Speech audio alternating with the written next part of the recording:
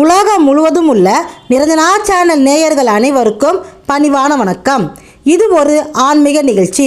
இந்த நிகழ்ச்சியில் நாம் காண இருப்பது அஷ்டலட்சுமியையும் வசியம் செய்யும் எளிய பரிகாரத்தை பற்றி அறிய இருக்கின்றோம்.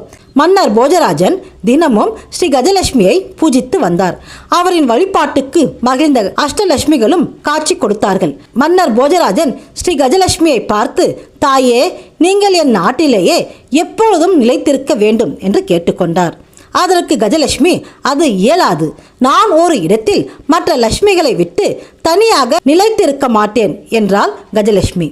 சற்று யோசித்தார் அரசர்.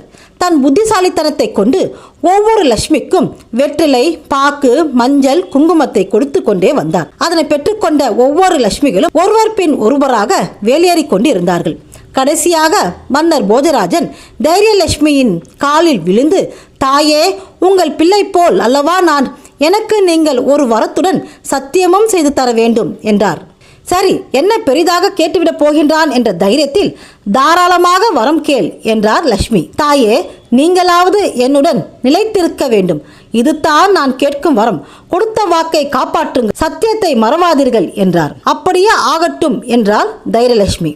தாம்பலம் வாங்கி கொண்டு வரவேண்டிய தைரியலட்சுமி இன்னும் வராததால் மீண்டும் போஜராஜனின் அரண்மனைக்குள் திரும்பிய மற்ற லட்சுமிகள் நடந்த விபரத்தை அறிந்து, என்ன போஜராஜனே, உன் புத்திசாலித்தனத்தை எங்களிடமே காட்டிவிட்டாயே என்றார்கள்.